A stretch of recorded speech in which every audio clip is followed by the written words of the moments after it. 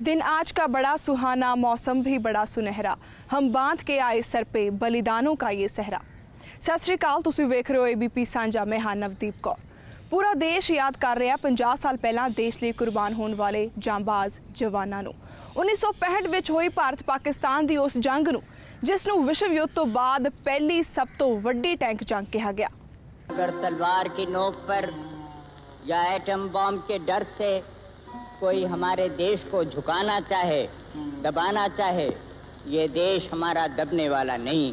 तो एक सरकार के नाते हमारा क्या जवाब हो सकता है सिवाय इसके कि हम हथियारों का जवाब हथियारों से दें।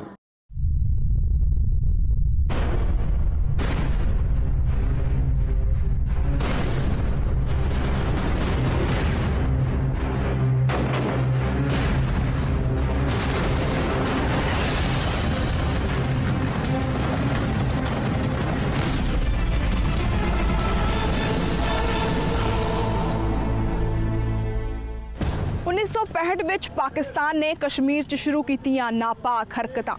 भारतीय फौजां ने ना सिर्फ कश्मीर बल्कि पंजाब ते राजस्थान दा फ्रंट संभाल के दुश्मन दे दंद खट्टे कीते। 1965 दी जंग नूं जदों याद करदे हां तां 3 अहम जंगे मैदानां दा जिक्र जरूरी बन जांदा है। हाजी पीर दी जंग,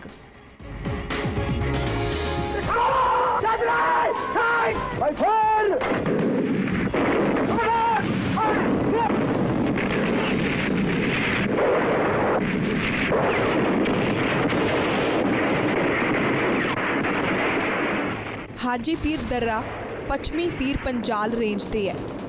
यह दर्रा पुंछ अते उरी नूं जोड़दा है अते पाकिस्तान अधिकारित कश्मीर अधीन आउंदा है। साल 1965 दी जंग वेले यह रस्ता पाकिस्तान दी वड्डी ताकत बनिया होया सी। यही रस्ता पाकिस्तान अधिकारित कश्मीर दे बेस कैंपां अते पुंछ विच दाखिल हो चुके पाकिस्तानी घुसपैठियां विचकार लिंक दा काम करदा सी। पुंछ और उरी के बीच हाजी पीर की पहाड़ियाँ पाकिस्तान के पास होने की वजह से हमको पुंछ से वापस घूमकर जम्मू आना पड़ता है। जम्मू से हम श्रीनगर जाते हैं, श्रीनगर से हम बारामूला जाते हैं और फिर उरी जाते हैं। जबकि अगर हाजी पीर के रास्ते से हम जाएं तो चंद ही घंटों में हम पुंछ से उरी या उरी से पुंछ पहुंच सकते हैं। तो ये ज़रूरी था कि उस मौके को देखते हुए अगर हम हाजी पीर के ऊपर कब्जा कर सकें तो हिंदुस्तान को उसमें ज़मीनी तौर पर बहुत ही फ़ायदा होगा।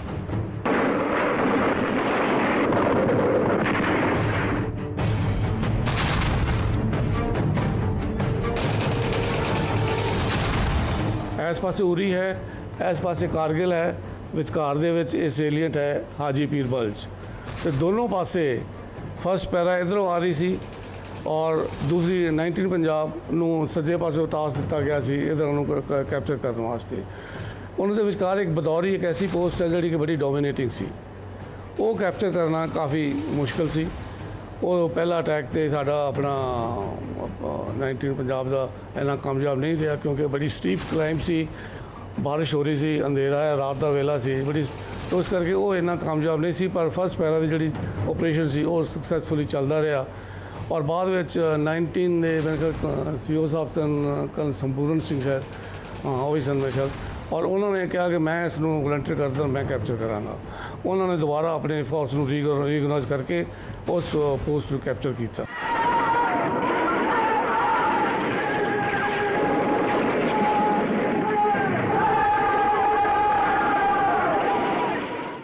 जान तली ते रख भारती फौज चलती रही। दुश्मन दियां गोलियां दे विचकार उच्चे पर्वतां दी चढ़ाई आसान नहीं सी पर संभव जरूर सी। भारतीय जवानां दे हौसले दा इम्तिहान खराब मौसम ते लगातार पै रहा मींह भी लै रहा सी। तिलकणे ते चिक्कड़ भरे थावां चों हुंदियां भारती फौज ये इम्तिहान पास कर गई। 28 अगस्त 1965 नूं हाजी पीर ते लहराया गया भारती तिरंगा।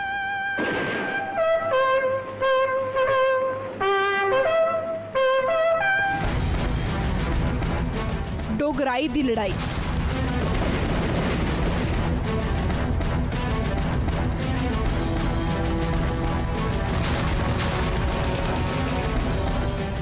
6 ਸਤੰਬਰ 1965 ਭਾਰਤ ਨੇ ਪੱਛਮੀ ਪਾਕਿਸਤਾਨ ਵੱਲ ਵਧਣਾ ਸ਼ੁਰੂ ਕੀਤਾ ਅਤੇ BRB ਕਨਾਲ ਦੇ ਪੱਛਮੀ ਕੰਢੇ ਨੇੜੇ ਜੰਗ ਸ਼ੁਰੂ ਹੋਈ। ਇਸ ਜੰਗ 'ਚ ਵੀ ਭਾਰਤ ਨੇ ਫਤਿਹ ਹਾਸਲ ਕੀਤੀ।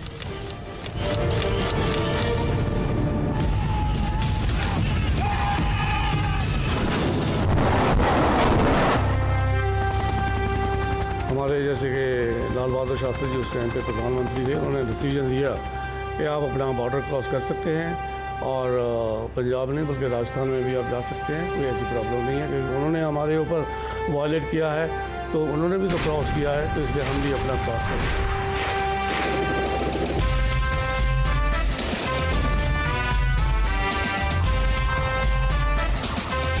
हमें हुक्म मिला कि आप अपने एडवांस बॉर्डर के ऊपर पहुंच जाइए, तो हमारा ब्रिगेड जो था उधर आगे पहुंचा और चले गए हम, और हम अपने ये इच्छुगल कनाल जो उनका जो मेन कनाल है लाहौर सेक्टर के ऊपर, जहाँ पे उनके मेन डिफेंसेस हैं, उसके ऊपर उसको थ्रेटन करने के लिए हमें बुलाया गया।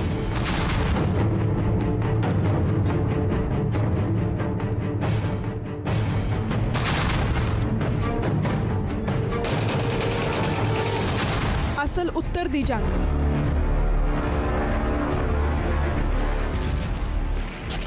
पाकिस्तान की सरहद तो 12 किलोमीटर दूर पंजाब के जिला तरनतारन का पिंड असल उत्तर जो 1965 की जंग का मैदान बनया।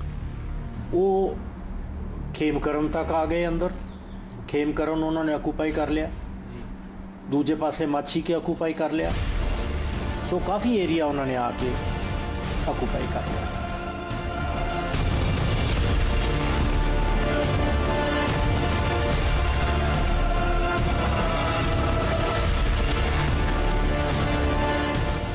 पाकिस्तान ने खेमकरण कस्बे ते कब्जा कर लिया सी।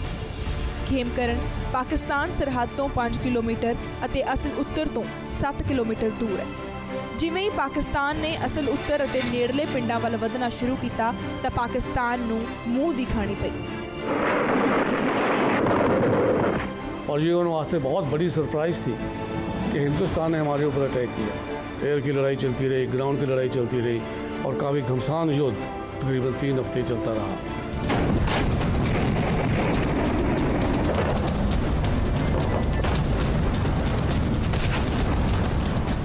मेरी 80% वॉर इंजरी है जी, कोई लत्त बांह नहीं जड़ी ना टूटी होवे, अख भी निकल गई। जो मैं ऐ करके हथ लाया तो मेरी अख मार लंक रही सी, इस अख चो मैनू सारा लाल नज़र आ रहा सी, शैल बचा सी।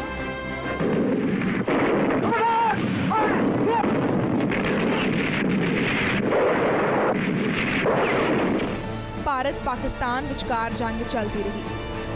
नुकसान भारत नूं भी होया, पर भारत ने पाकिस्तान के करीब 97 टैंक अपने कब्जे च कर लए ते कई टैंक नष्ट कर दिते।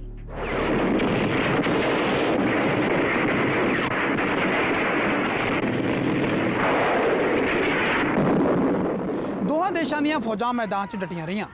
पाकिस्तान ने भारत के 540 वर्ग किलोमीटर खेतर ते कब्जा कर लिया सी ते भारत ने पाकिस्तान के 1840 वर्ग किलोमीटर खेतर ते अपना परचम लहरा दिता सी। 23 सितंबर बंदूकां शांत होईयां, तोपां ते टैंकां की आवाज़ बंद हो गई।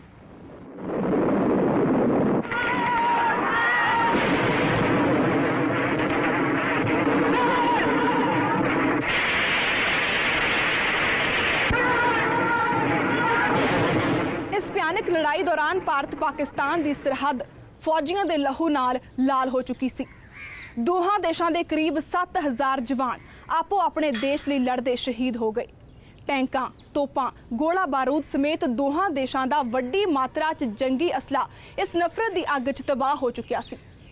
भारतीय फौज चाहती सी कि 47 तो शुरू होया कश्मीर का विवाद 1965 विच ही खत्म कर दिता जाए, पर जंगे मैदान विच पहुंचा एक सियासी पैगाम ते तस्वीर बदल गई। आज सुबह हमने पाकिस्तान की अफवाज के नाम ये हुक्म जारी किया है कि वो 23 सितंबर को सुबह के 3 बजे से फायरिंग बंद कर दें।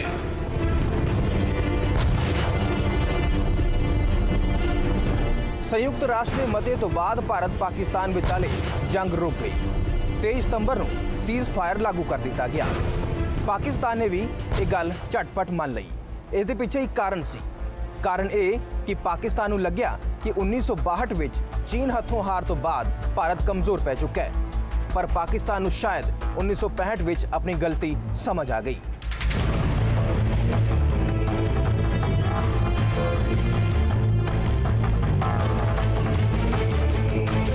तेईस सुबह 3:30 बजे अनाउंसमेंट रेडियो के ऊपर हो गई थी। अयूब खान ने भी उधर से कर दिया था और हमारे लाल बहादुर शास्त्री ने भी कर दिया था कि युद्ध विराम के लिए सीज फायर और अभी कोई फायर नहीं करेगा।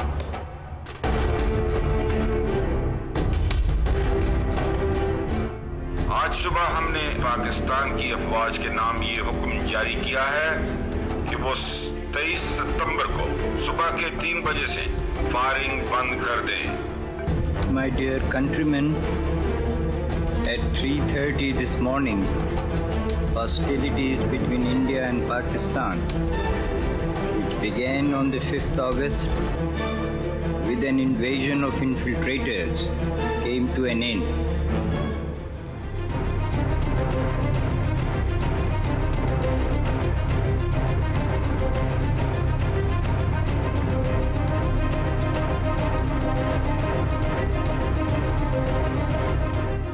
जब ये चल रहा था, डुगराई कैप्चर हो गया, लाहौर को तकरीबन थ्रेटन कर रहे थे, तो पाकिस्तान को बड़े फिक्र पड़ गया कि हमारे पास तो एमुनेशन ख़त्म हो गया।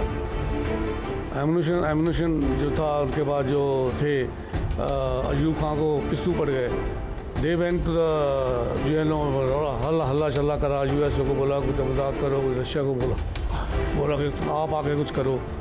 तो उस टाइम पे क्योंकि उनको ये फिक्र था कि अभी लाहौर ना कहीं हमारे हाथ से चला जाए, और इसको बचाने के लिए, और उनका एमुनेशन उन्होंने बोला कि सिर्फ 1 दिन का एमुनेशन और था, और हमारा तो अभी सिर्फ 15% खर्च हुआ था, 80-85% बाकी था। हम तो और भी आगे प्रलॉन्ग कर सकते थे और कैरी ऑन कर सकते थे।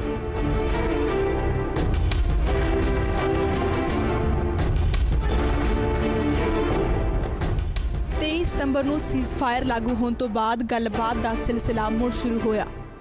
ਸੰਯੁਕਤ ਰਾਸ਼ਟਰ ਅਤੇ ਸੋਵੀਅਤ ਯੂਨੀਅਨ ਦੋਹਾਂ ਦੇਸ਼ਾਂ ਵਿਚਕਾਰ ਜੰਗ ਰੋਕਣ ਲਈ ਕੂਟਨੀਤੀ ਘੜ ਰਹੀ ਸੀ।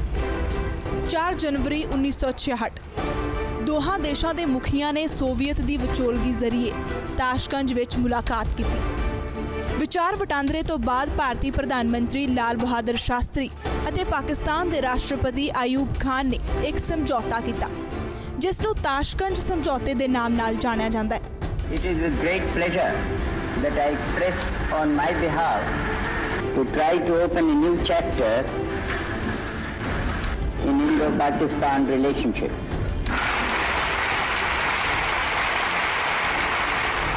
My delegation and I were deeply moved. Pakistan recalls the past as it beckons the future.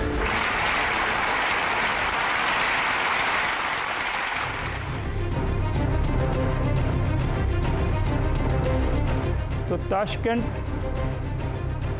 में जो समझौता हुआ, अगर फौजी की नुक्ता नज़र से देखें तो ये हम समझते हैं कि शायद हमको उसका जितना मूल्य मिलना चाहिए था वो मुल्क को नहीं मिल सका, जिसके लिए देश के जवानों ने कुर्बानी दी थी।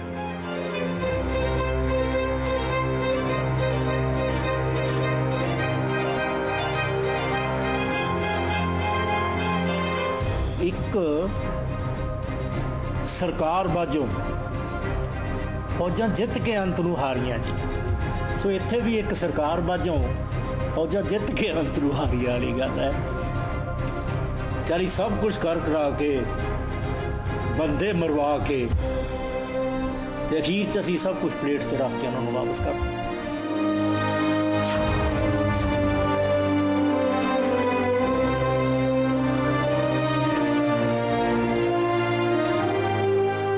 जे ਇਹਦੇ ਪਿੱਛੇ कोई पोलिटिकल मूव है या कोई पॉलिटिक्स है तो वो एवरेज बंदे की समझ चों बाहर है, एवरेज फौजी की समझ चों बाहर है, मेरी समझ चों भी बाहर।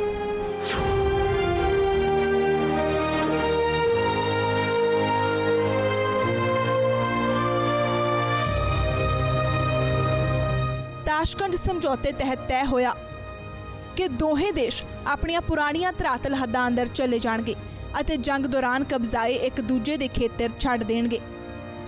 एक दूजे के निजी मामलों च कोई भी दखल अंदाजी नहीं करेगा। आर्थिक ते कूटनीतिक संबंध सुधारन की कोशिश होएगी। जंगी कैदियां नूं वापस भेजा जाएगा।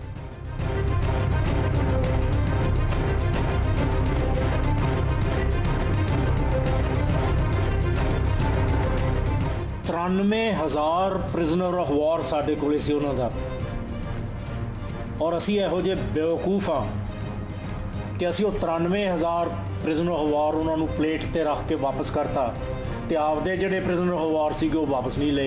हम तो उनको सबक सिखाना चाहते थे कि तुम बार बार जो करते हो शर्म आनी चाहिए।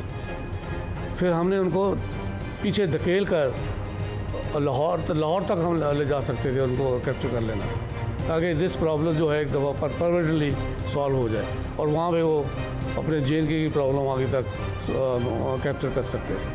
ये हमारी कैपेबिलिटीज़ में थी उस टाइम पे। 10 जनवरी ਨੂੰ इस समझौते ते दस्तखत होए। समझौते तो बाद 11 जनवरी ਨੂੰ तत्काली प्रधानमंत्री लाल बहादुर शास्त्री दी दिल दा दौरा पैण कारण मौत हो गई।